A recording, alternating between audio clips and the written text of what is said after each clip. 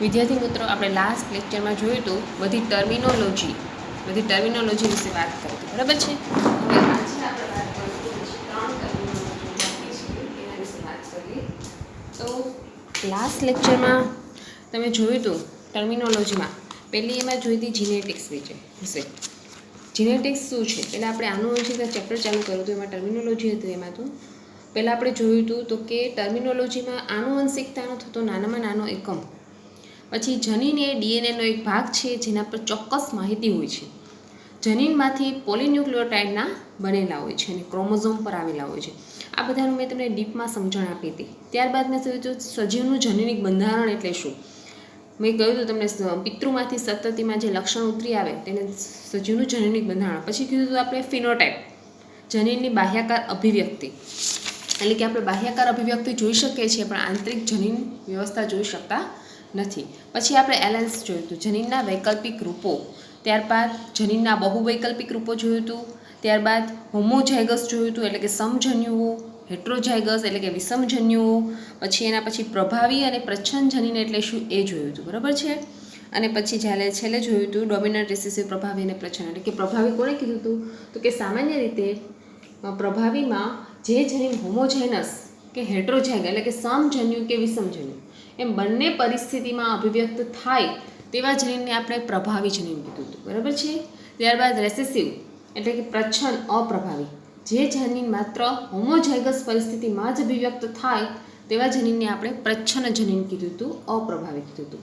ત્યારબાદ હવે એના પછીની 2 ટર્મિનોલોજી જેવું બાકી છે તો એક કરવી જ આવે છે. એના પછીની ટર્મિનોલોજી છે રેસિપ્રોકલ ક્રોસ.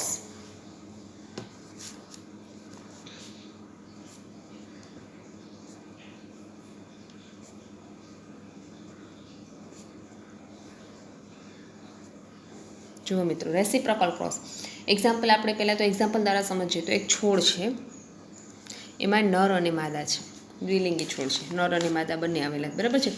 હવે એક્ઝામ્પલ એ છોડ, એને એકને હું એ નામ આપી દઉં, એકને હું બી નામ આપી દઉં. હવે એ છે એના ઉપર હું પ્રયોગ કરું છું તો આ પહેલો પ્રયોગ છે અને આ નર છે એટલે આપણે નરને શું દર્શાવશું, આ રીતે દર્શાવે છે, બરાબર છે. આ માદા છોડ છે એટલે માદાને આપણે આ રીતે દર્શાવે છે, બરાબર છે. આ પહેલો પ્રયોગ કર્યો ત્યારે આ રીતે છે, બરાબર છે. છોડમાં નરપણા અને માદાપણાના લક્ષણ. હવે જ્યારે બીજો પ્રયોગ કર્યો ત્યારે એ છોડમાં શું જોવા મળ્યું તો કે આમાં માદાપણાના લક્ષણ જોવા મળ્યા અને આમાં નરપણાના લક્ષણ જોવા મળ્યા છે, બરાબર છે. તો આ પ્રકારના સંકરણને રેસિપ્રોકલ એટલે કે આ રીતે, એટલે કે આ વનસ્પતિમાં શક્ય છે એવી વનસ્પતિમાં શક્ય છે. એક્ઝામ્પલ દ્વિલિંગી વનસ્પતિમાં સરળતાથી આ રેસિપ્રોકલ ક્રોસ થઈ શકે છે. એક્ઝામ્પલ દ્વિલિંગી વનસ્પતિ, બરાબર છે. આ પ્રકારના સંકરણને રેસિપ્રોકલ ક્રોસ કહેવામાં આવે છે, બરાબર છે. એના પછીની ડેફિનેશન હવે જોઈએ તો કે બેક ક્રોસ.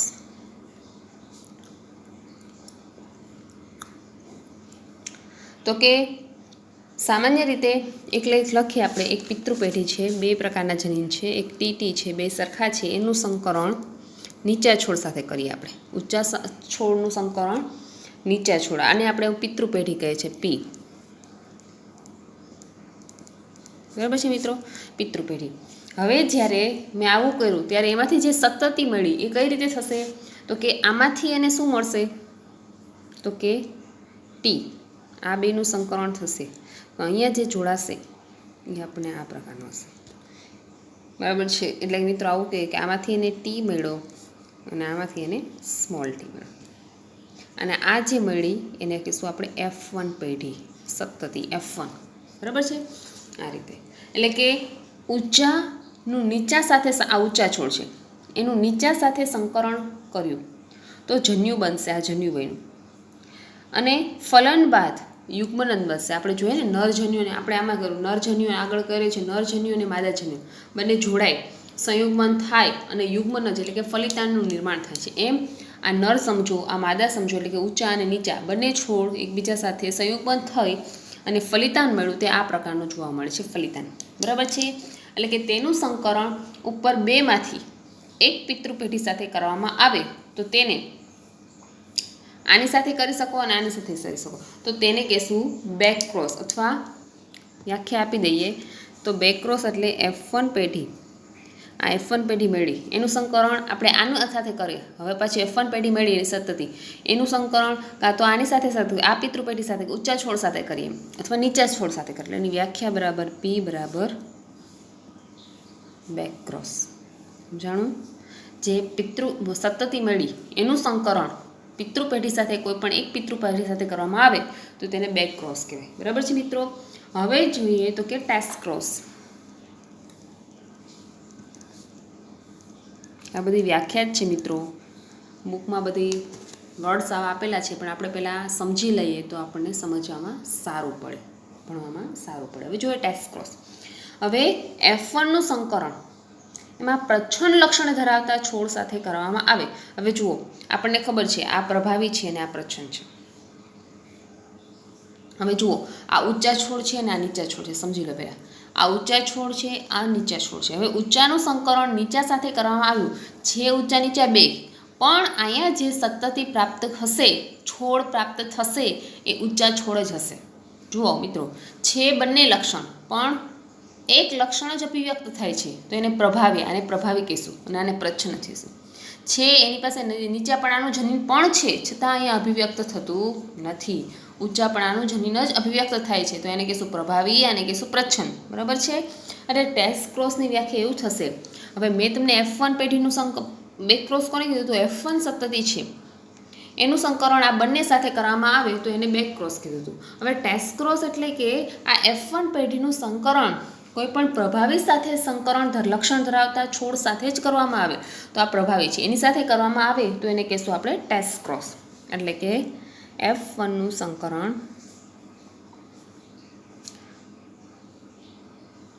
પ્રભાવી નહીં, પ્રચ્છન્ન એટલે આ આવશે. પ્રચ્છન્ન લક્ષણ ધરાવતા છોડ સાથે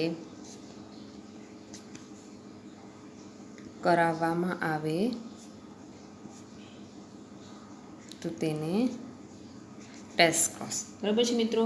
એટલે કે આ હવે આપણે એક કસોટી કરીએ છીએ આપણે તો કે શું કરીએ છીએ તો કે આ લક્ષણ છે આપણે આગળ જોયું ને, પ્રચ્છન્ન અને પ્રભાવી, રિસેસિવ અને ડોમિનન્સ. હવે પ્રચ્છન્ન સાથે કરવામાં આવે તો હવે આ છે આપણી પાસે પિતૃ પેઢી મળી, બરાબર, F1. હવે એનું પ્રચ્છન્ન સાથે કરવામાં આવે તો પ્રચ્છન્ન કયું છે તો કે આ છે, એની સાથે કરવામાં આવે તો હવે એક્ઝામ્પલ આ છે પ્રચ્છન્ન. બરાબર છે. હવે એની સાથે કરવામાં આવે તો આની જે સંતતિ હશે એમાં એક P હશે સ્મોલ અને એક આ હશે, અને આની અંદર બરાબર. એટલે હવે આમાંથી જોઈએ તો કે આમાંથી આની સાથે આ પ્રચ્છન્નનું કરવામાં આવે તો એમાંથી જે મળી એ આ હશે. હવે આનું આ પ્રચ્છન્ન સાથે કરવામાં આવે તો એનું આવા પ્રકારનું હશે. એટલે રેશિયો બેનો કયો મળ્યો તો કે 1:1. આ રેશિયો 1:1 મળે છે. એટલે એનો મતલબ શું થાય? હાફ ઊંચા અને હાફ નીચા. હાફ ઊંચા જેનો અર્થ થાય બે સરખા છે. એટલે કે F1 છોડ છે, જે F1 છોડ છે એ કેવો છે? હેટ્રોજગસ છે. હેટ્રો એટલે કે વિષમજન્ય છે, હેટ્રોજગસ છે.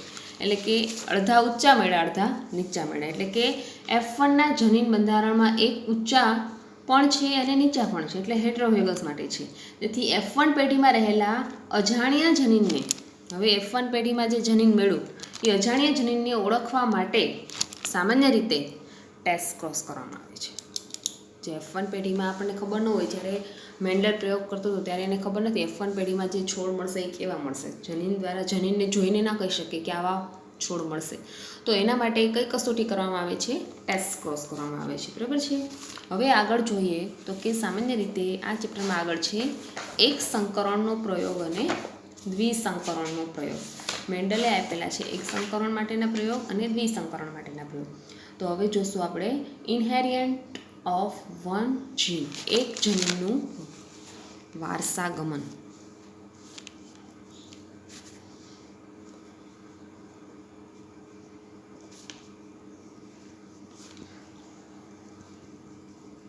આપણે એને કહીશું એક સંકરણનો પ્રયોગ. હવે તમને આ વ્યાખ્યા આપી દીધી ને તો હવે ખબર પડશે આ શું છે. બરાબર છે. જુઓ મિત્રો, એક સંકરણ મળો. જ્યારે મેન્ડલે વટાણાના છોડ પર 7, આપણે ખબર છે વટાણાના છોડના 7 લક્ષણો આપણે મેન્ડલે પસંદ કર્યા હતા. એમાં તમે ટેક્સ્ટ બુકમાં જોશો પેજ નંબર 71, એમાં ઓરેન્જ કલરનું બોક્સ છે, રેડ કલરનું બોક્સ, એમાં 7 લક્ષણ આપ્યા છે. પ્રકાંડની ઊંચાઈ, પુષ્પનો રંગ, પુષ્પનું સ્થાન, શીંગનો આકાર, શીંગનો રંગ, બીજનો આકાર અને બીજનો રંગ. અને એમાં એક વિરોધાભાસી અભિવ્યક્તિ, એટલે કે એક વિરોધાભાસી અભિવ્યક્તિના આધારે મેન્ડલે પ્રયોગ આપ્યા છે આપણને. બરાબર છે. તો હવે એક સંકરણનો પ્રયોગમાં શું છે તો કે મેન્ડલે વટાણાના છોડના આ 7 લક્ષણો પસંદ કર્યા. તેમાંથી એક લક્ષણને પસંદ કરી વિરોધાભાસી વચ્ચે પ્રયોગો કર્યા. એટલે કે ટોટલ 7 લક્ષણો છે. આમાં એક સંકરણનો પ્રયોગ એટલે કે એક લક્ષણ પસંદ કરી વિરોધાભાસી વચ્ચે પ્રયોગો કર્યા. સમજમાં આવ્યું? ટોટલ 7 છે લક્ષણ, એમાંથી એક લક્ષણ પસંદ કરી અને વિરોધાભાસી વચ્ચે પ્રયોગો કર્યા. બરાબર છે મિત્રો? હવે એ લક્ષણ કયા છે તેને આધારે આપણે પ્રયોગ કરવાનો છે. તો આપણે એક લક્ષણ લઈએ તો વિરોધાભાસી લક્ષણ લઈએ તો કે સામાન્ય રીતે છોડની ઊંચાઈ એક લક્ષણ લીધું ને.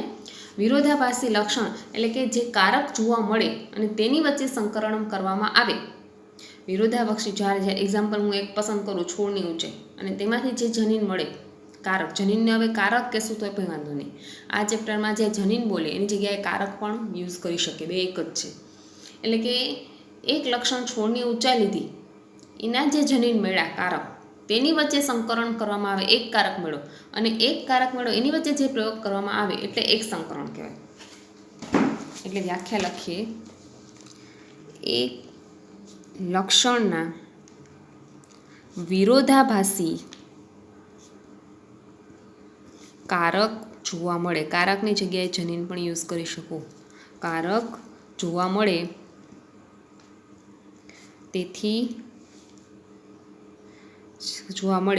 તેની વચ્ચે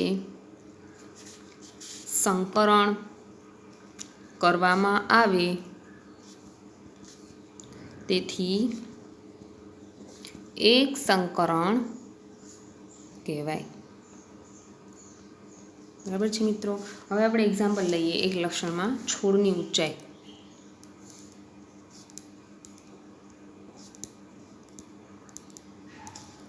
છોડની ઊંચાઈ આપણને ખબર છે છોડ ઊંચા પણ જોવા મળે અને છોડ નીચા પણ જોવા મળે. બરાબર છે?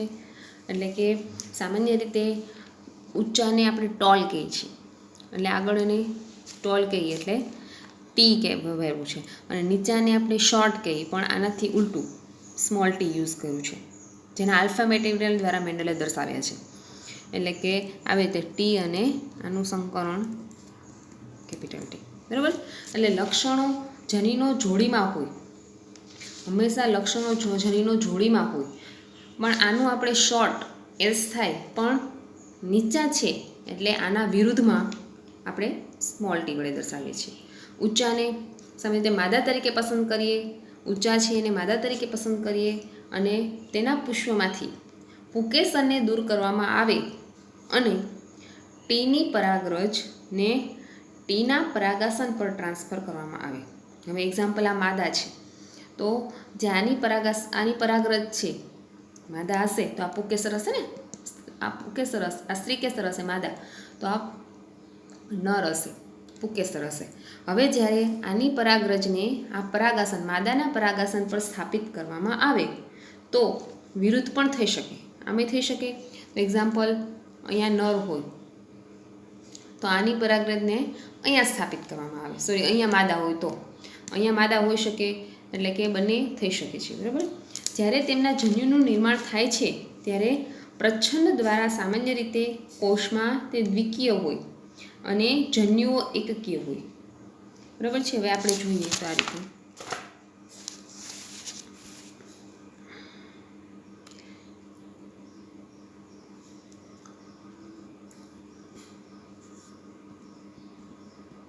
બરાબર છે. હવે જ્યારે આનું અર્ધીકરણ કરવામાં આવે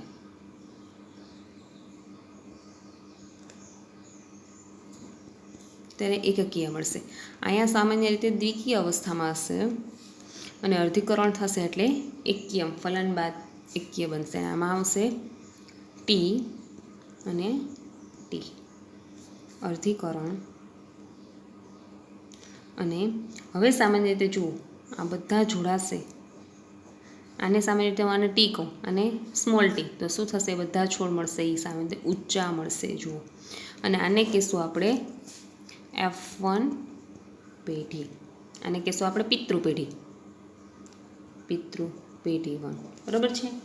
એટલે કે આ સામાન્ય રીતે એકકીયમાં હોય, આ સામાન્ય રીતે દ્વિકીય અવસ્થામાં હોય છે. હવે ફલન બાદ, અહીં ફલન થઈ ગયું, ફલન બાદ થાય તો બંને ઊંચાના કોઈ જન્યુ નીચા, તો કોઈ જન્યુ દ્વારા થાય તો ટીટી જ થાય, તેથી F1 પેઢી કહેવાય. બરાબર છે? હવે જોઈએ પેલું, અહીં જનીનના પ્રમાણે વિચારીએ તો F1 પેઢીના બધા છોડ ઊંચા થયા. જુઓ, જનીનના આધારે, જેને આધારે બે નિયમ ભણવાના છે, એક પણ નીચા અને બીજા મધ્યમ વર્ગના તબક્કા. બે આના આધારે ઊંચા થયા છોડ, એના આધારે આપણે બે નિયમ ભણવાના છે. બરાબર? એક આપણે જુઓ ઊંચા જ મળ્યા, તો પહેલું તો એક નીચા પણ મળવા જોઈએ અને બીજું મધ્યમ વર્ગના પણ બનવા જોઈએ, પણ આવું ન બન્યું, ઊંચા જ બન્યા. તો F1 પેઢીના બધા છોડ ઊંચા શા માટે બન્યા? તો આપણે જોઈએ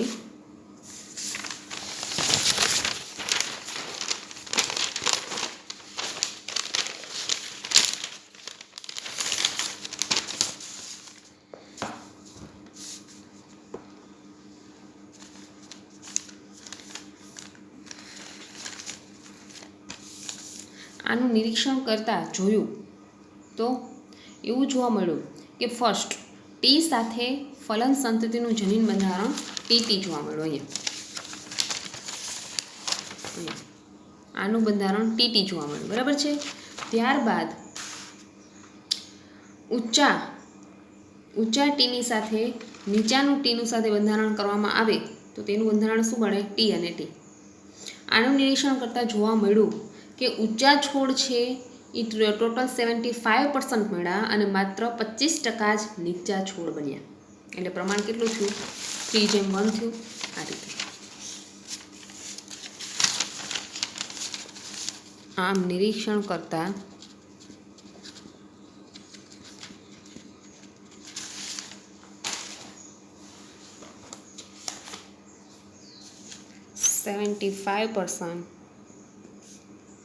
છોડ ઊંચા અને માત્ર 25% નીચા. એટલે સમજો 3:1 જેવું પ્રમાણ થયું.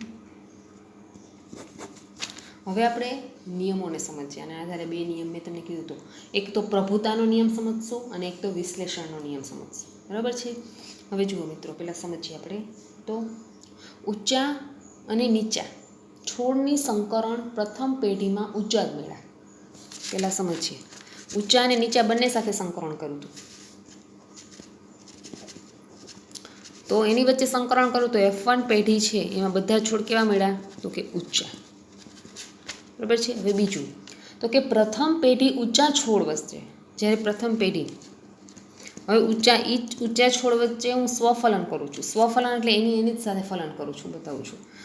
પ્રથમ પેઢી ઊંચા છોડ વચ્ચે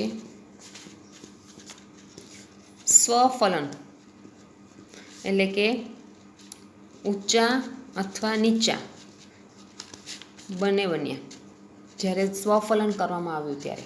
આમ મેન્ડલના સમયમાં જનીન વિશે જ્ઞાન નહોતું, તેથી તેને જે બાહ્યાકાર લક્ષણ જોવા મળ્યા તેને આધારે તેણે નિયમો આપ્યા હશે અને ઊંચા અથવા નીચા જે દેખાણા તેને આધારે તેણે પ્રયોગો કર્યા. બરાબર? તેને આધારે તેને નિયમો આપ્યા હશે મેન્ડલે. હવે આપણે આંકડાકીય માહિતી લખીએ તો શું આવશે? જનીનનું પ્રમાણ તો કે 3:1 આવશે. હવે બીજું 3:1 પ્રમાણ આવશે અને આપણે એટલે PR આવશે 3:1 અને GR આવશે તો કે જીઆર એટલે કે જનીન બંધારણ રેશિયો, જેનેટિક રેશિયો આ છે, અને ત્રીજો આ 3.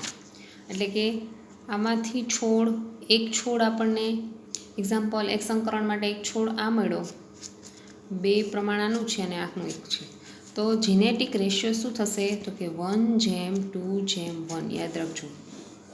તો MCQ માટે પૂછાય એક સંકરણના પ્રયોગ માટે રેશિયો કેટલો હતો? તો કે 1:2:1. ઊંચા છોડ 1 મળ્યો હતો, આ બંને મધ્યમ 2 છોડ આવા મળ્યા હતા, અને નીચા છોડ 1, એટલે કે 1:2:1. બરાબર છે, આ રેશિયો હતો. MCQ માટે જોઈએ. હવે આપણે નિયમ જોઈએ. તો કે એક પછી એક નિયમ જોઈએ. તો કે પહેલો નિયમ છે તમારી બુકમાં, એક સંકરણના પ્રયોગ પછી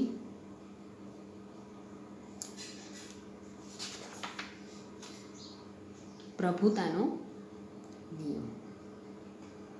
હવે જુઓ, એક સંકરણના પ્રયોગોના નિરીક્ષણોને આધારે, તો કે મેન્ડલે તેના વારસાગમનને આધારે, તેની સમજણના આધારે 2 સામાન્ય નિયમો રજૂ કર્યા. આ નિયમો આનુવંશિકતાના સિદ્ધાંતો પણ કહી શકાય અથવા નિયમો પણ કહેવાય. પ્રથમ નિયમ હતો પ્રભુતાનો નિયમ, અને બીજો નિયમ હતો વિશ્લેષણનો નિયમ. યાદ રાખજો, એક સંકરણના પ્રયોગને આધારે જ્યારે મેન્ડલે નિરીક્ષણ કર્યા, એની આધારે એણે 2 નિયમ પ્રણાવ્યા હતા, પ્રભુતાનો નિયમ અને વિશ્લેષણનો નિયમ. તો આપણે હવે લાઈનમાં જોશું પ્રભુતાનો નિયમ શું છે અને વિશ્લેષણનો નિયમ શું છે. તો પહેલો જોઈએ તો કે પ્રભુતાનો નિયમ.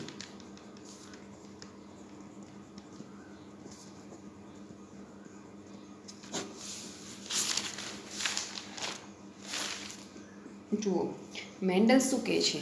આપણે જાણીએ છીએ કે આપણામાં લક્ષણ પ્રગટ થાય તેમાં રહેલ જનીનને આધારે, આપણામાં જનીન છે એટલે આપણામાં લક્ષણ હોય અલગ અલગ. તો કે મેન્ડલે જનીનની જગ્યાએ હવે પ્રભુતાના નિયમમાં કારક શબ્દ વાપર્યો છે. એટલે કારક શબ્દ વાપર્યો છે. નિયમ એવો છે, પ્રભાવી કારક, પ્રભાવી અને પ્રચ્છન્ન શું છે એ મેં તમને સમજાવ્યું. પ્રભાવી કારકની હાજરીમાં પ્રચ્છન્ન કારક અભિવ્યક્ત થતું નથી.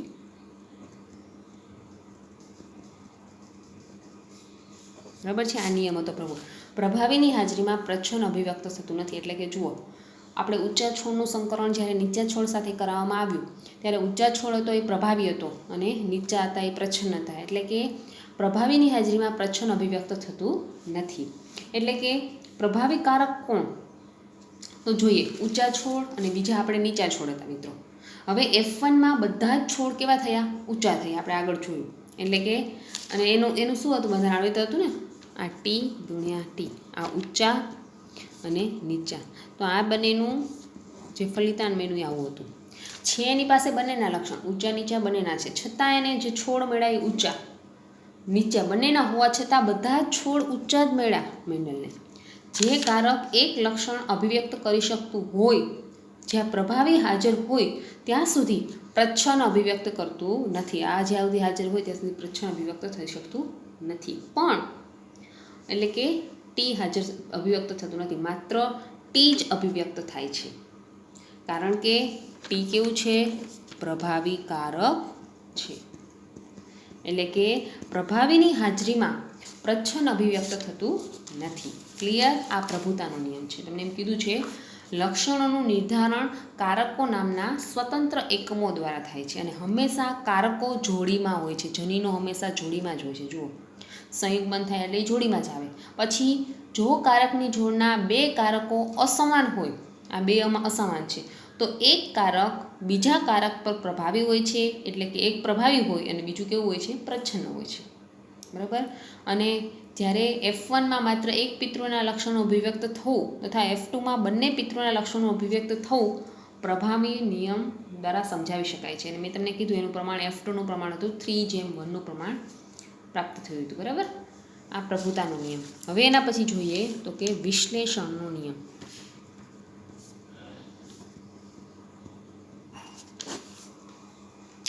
કારકો એકબીજા સાથે મિશ્ર થયા વગર સાથે રહે છે.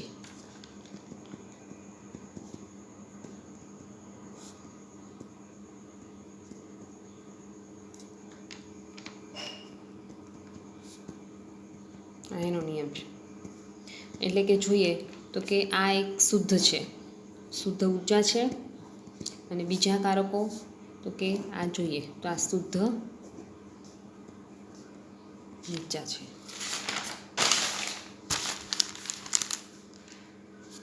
હવે આ કારકો હશે તેમાં ઊંચા કારકો હશે જનીનોમાં, અને આ જનીનો હશે એમાં નીચા કારકો હશે. એટલે આ ઊંચાઈનું લક્ષણ છે, આમાં નીચાઈનું લક્ષણ હશે. બંને શુદ્ધ છે તે મિશ્ર થયા વગર રહે છે. એટલે કે જ્યારે આ બેન F1 પેઢીમાં બંનેનું સંકરણ કરવામાં આવે ત્યારે એક ટી મળશે અને બીજું આવું હતું ને આ પિતૃ પેઢી 1, જ્યારે એનું કરવામાં આવ્યું ત્યારે બે મિશ્ર થયા વગર રહે છે. જુઓ, મિશ્ર થતા નથી F1 પેઢીમાં. પછી જ્યારે સ્વફલન કરવામાં આવે છે ત્યારે આપણે જોયું હતું ને આનું સ્વફલન, એક્ઝામ્પલ TT.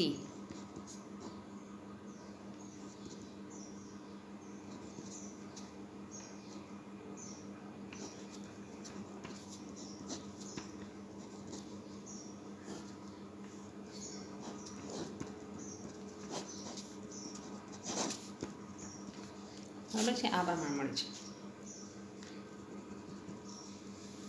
બરાબર છે. એટલે કે સામાન્ય રીતે આ નિયમ એ તથ્ય ઉપર આધારિત છે કે LL એકબીજા સાથે મિશ્ર થયા વગર રહે છે કારકો. એને F2 પેઢીમાં બંને લક્ષણોનું પુનઃ અભિવ્યક્તિ થઈ જાય છે. બંને લક્ષણો પાછા આવી જાય જો આ F2 પેઢી. બરાબર છે. એટલે કે ભલે પછી તે એક F1 પેઢીમાં અભિવ્યક્ત થતું ન હોય, પિતૃમાં બંને LL આવેલા હોય છે. જન્યુઓના નિર્માણ સમયે કારકો એકબીજાથી અલગ પડે છે અને તે પૈકીનું એક જ કારક જન્યુકોષમાં દાખલ થાય છે. એટલે કે સમયુગ્મી પિતૃ એટલે કે હોમોજેનિયસ પેરેન્ટ દ્વારા ઉત્પન્ન થતા બધા જ જન્યુઓ સમાન હોય છે, જ્યારે વિષમજન્યુ પિતૃ એટલે કે હેટ્રોઝાઇગસ પેરેન્ટ્સ દ્વારા બે પ્રકારના જન્યુઓ ઉત્પન્ન થાય છે, જેમાં પ્રત્યેકમાં એક LL સરખા પ્રમાણમાં હોય છે. એટલે કારકો જન્યુઓ સરખા પ્રમાણમાં જોવા મળે છે. બરાબર છે. આ હતો આપણો વિશ્લેષણનો નિયમ. આપણે અત્યાર સુધી જોઈએ તો કે એક સંકરણનો પ્રયોગ જોયો, અને ત્યારબાદ એક સંકરણના પ્રયોગ મેન્ડલે કર્યો અને તેને આધારે તેણે બીજા બે પ્રયોગો તારવ્યા, એટલે કે પ્રભુતાનો નિયમ અને વિશ્લેષણનો નિયમ જોયો. અને બીજી આપણે આગળ ડેફિનેશન જોઈ તો કે બે ડેફિનેશન જોઈ હતી. એક તો ક્રોસ ટેસ્ટ અને રેસિપ્રોકલ ક્રોસ, બેક ક્રોસ અને ટેસ્ટ ક્રોસ. આટલી આપણે વ્યાખ્યા જોઈ હતી. બરાબર છે. હવે તમે મિત્રો ટેક્સ્ટબુકમાંથી હોમવર્કમાં તમને એટલું આપું છું કે ટેક્સ્ટબુકમાંથી એક જનીનનું વારસાગમન છે એ વ્યવસ્થિત તમે એકે એક લીટી વ્યવસ્થિત જોઈ અને લર્ન કરજો, વાંચજો. બરાબર, તો તમને સમજાશે. મેં તમને વ્યવસ્થિત શોર્ટમાં સમજાવ્યું છે. હવે જો તમે આટલું મેં તમને કીધું એટલું સમજી જશો તો તમે ટેક્સ્ટબુકમાં એકવાર લર્ન કરશો તો પણ આવડી જશે. બરાબર છે. એટલે એકવાર ટેક્સ્ટબુકમાં જોઈ લેજો. એક જનીનનું વારસાગમન, એક સંકરણનો પ્રયોગ વ્યવસ્થિત જોઈ લેજો. બરાબર છે. અને એક સંકરણના પ્રયોગને આધારે જે બીજા બે પ્રયોગો આનુવંશિકતાના સિદ્ધાંતો આપ્યા, પ્રભુતાનો નિયમ અને વિશ્લેષણનો નિયમ, એ પણ જોઈ લેજો. અને પ્રચ્છન્ન જનીન કોને કહેવાય, પ્રભાવી જનીન કોને કહેવાય, એ પણ એકવાર જોઈ લેજો. હવે આને આધારે આપણે આગળના લેક્ચરમાં ડિસ્કસ કરશું અપૂર્ણ પ્રભુતા અને સહપ્રભાવિતા. અપૂર્ણ પ્રભુતા કોને કહેવાય અને સહપ્રભાવિતા. અને ત્યારબાદ એ બે નિયમ આપણે સમજી લઈશું અને એના પછી આપણે જોઈશું બે જમીનનું વારસાગમન. જે રીતે આપણે એક સંકરણના પ્રયોગમાં એક વિરોધાભાસી લક્ષણ લઈ અને પ્રયોગો કર્યા હતા, એવી રીતે બે સંકરણ એટલે કે દ્વિસંકરણ પ્રયોગમાં હવે બે જનીનના વિરોધાભાસી લક્ષણ લઈ અને જે પ્રયોગો કરશું એટલે એનું નામ આપ્યું છે દ્વિસંકરણના પ્રયોગો. બરાબર છે. આ દ્વિસંકરણના પ્રયોગો આપણે નેક્સ્ટ લેક્ચરમાં ભણશું. અને પછી મુક્ત વહેંચણીનો નિયમ, એટલે આ નિયમ વ્યવસ્થિત તમે જોઈ લેજો. સહલગ્નતા અને પુનઃસંયોજન આપણે નેક્સ્ટ લેક્ચરમાં કરશું. આ ચેપ્ટરમાં જે મેં તમને ટર્મિનોલોજી કરાવી છે, ટર્મિનોલોજી વ્યવસ્થિત કરી લેજો. અને મેં પછી એક્ઝામ માટે ઇમ્પોર્ટન્ટ છે એક સંકરણનો પ્રયોગ. આ ખાસ વ્યવસ્થિત લખી અને યાદ રાખજો. અને મુક્ત વહેંચણી, મુક્ત પ્રભુતાનો નિયમ અને વિશ્લેષણનો નિયમ, આ નિયમ પણ તમે વ્યવસ્થિત લખીને યાદ કરજો. અને મેન્ડલ દ્વારા અભ્યાસ કરવામાં આવ્યા વટાણાના વિરોધાભાસી અભિવ્યક્તિઓ, એમાં જે 7 લક્ષણો છે, પ્રકાંડની ઊંચાઈ, પુષ્પનો રંગ, પુષ્પનું સ્થાન, શીંગનો આકાર, શીંગનો રંગ, બીજનો આકાર અને બીજનો રંગ. જો પ્રકાંડની ઊંચાઈ હશે તો ઊંચાઈ સામાન્ય રીતે ઊંચા અને નીચા છોડ જોવા મળે. જો પુષ્પનો રંગ હોય તો સામાન્ય રીતે પુષ્પનો રંગ કાં તો જાંબલી જોવા મળે અથવા સફેદ, ગમે બે લક્ષણ જો નહીં વિરોધાભાસી હોવું જોઈએ. પછી પુષ્પનું સ્થાન તો કે કક્ષીય અને અગ્રીય. પછી શીંગનો આકાર તો કે આ ફૂલેલી જોવા મળે અને કાં તો સંકુચિત. શીંગનો રંગ તો કે લીલો અને પીળો. બીજનો આકાર તો ગોળ અને ખરબચડો. બીજનો રંગ કાં તો પીળો અથવા લીલો. આ રીતે તમારે જોવાનું છે. બરાબર છે મિત્રો? આટલું તમે વાંચી લેજો એટલે ઘણું છે. બરાબર છે?